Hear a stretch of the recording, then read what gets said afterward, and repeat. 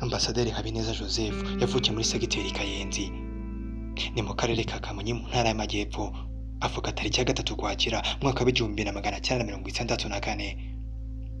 Uyu yamenyekanye muri politiki ariko akaba yarabanje gukora mu bigo bitandukanye byigenga. Iyi ni Ghetto TV, naho njye ndigashonga Yves Valentin. Reka tuganire byinshi ku buzima ndetse n'amateka bya Mr Joe cyangwa se Habineza Joseph, umwita uko ushaka. Joseph Habineza yakoreye uruganda rwa Heineken Kinshasa mwaka w'1994 kugeza mwaka w'1998, ndetse aza no kuba umuyobozi ushinzwe ikoranabuhanga muri Heineken muri Nigeria mwaka w'1998 kugeza mu mwaka w'2000. Hagati aho ku ya 21 Ukuboza mu mwaka w'1949 kugeza mu mwaka w'1994 yari analyst program muri Bralirwa. Mu 1994 aba vice president ba FIVB, ni ukuvuga Federation ya Volleyball mu Rwanda. Mu kwezi k'Ugushyingo mu 2016 ambasaderi yakoze ubucuruzi bwa makaroni zaje no kumwitirirwa kubera ko yahawe akazina ka Mr Joe, maze makaroni yakoraga azita Pastor Joe. Nkuko twabibonye, Joseph Habineza yakoreye uruganda rwa Heineken Kinshasa mwaka w'1994 kugeza mu mwaka w'1998, ndetse aza no kuba umuyobozi ushinzwe ikoranabuhanga muri Heineken mu gihugu cya Nigeria. Ambasaderi Joe we yivugira ko akazi ka mbere yakoze kari ukubarura imodoka ku muhanda. Akazi ko kubarura imodoka Joseph Habineza yagakoze muri BNEP, ni ukuvuga National des Études de la Projet, ikigo cyari gishinzwe kwagura imihanda. Icyo gihe bashaka kumenya umubare w'imodoka zagendaga mu murwa wa Kigali. Habineza akiga mu mashuri yisumbuye yicaraga hafi neza ya rompuwe nini mu mujyi wa Kigali, maze uko imodoka itambutse agaca gakato, ni ukuvuga akabarura ijwi. Saa 11 agataha agahita ajya kwerekana imibare y'imodoka yabaze.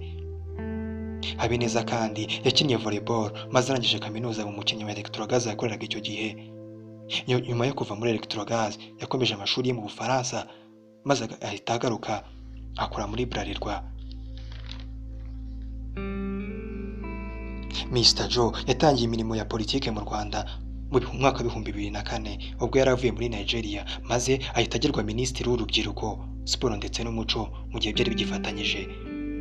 Mu 2008 igice cy'urubyiruko cyahawe indi minisiteri ukwayo, maze Joseph Habineza akomeza kuyobora minisiteri yiswe Minisiteri y'Umuco na Siporo kugeza mu mwaka wa 2011 yeguye. Nyuma yaje guhabwa izindi nshingano nshyashya zo guhagararira u Rwanda muri Nigeria ndetse na Ghana.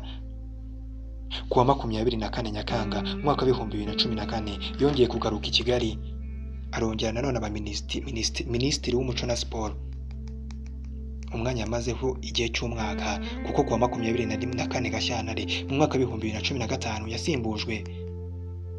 Nyuma ambasaderi Joe nkuko yarazwi kuri ako kazina, nibwo yatangiye ubucuruzi, aho yakoraga ubucuruzi bwa makaroni. Yahawe izina rya Pastor Joe, zakorwaga n'uruganda rwitwa Antonio. Uru rwari uruganda rw'Abanyamisiri. Mu 2019 yaje kuba umuyobozi mukuru wa Radiant Limited. Uwo mwanya yawuvuyeho muri Kanama mu 2020, aho yakoraga ku mwanya w'ubuyobozi bukuru bwa CEO, ni ukuvuga Chief Executive Officer.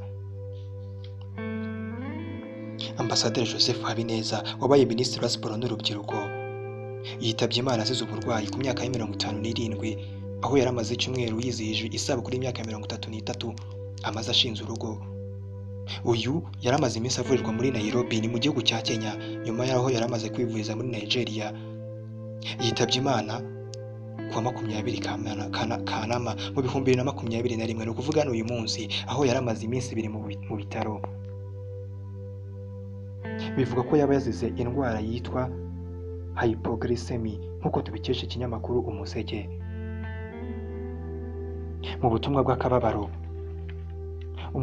umunyamabanga wa leta muri Minisiteri y'Urubyiruko Bwana Bamporiki Edouard yagize ati: umutware w'ubukunzi inkuru mbi yamuhindukiye.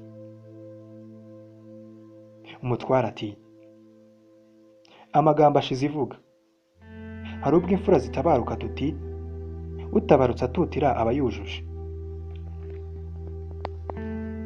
Wakoze kudukurikira. Iyi ni Ghetto TV, njye wabiguteguriye ndigashonga Yves Valentin. ufite igitekerezo cyangwa inyunganizi watwandikira ku mbuga zacu ni Getoro Rwanda, ugakora subscribe, comment ndetse ntiwibagirwe no gukora share ku nshuti zawe.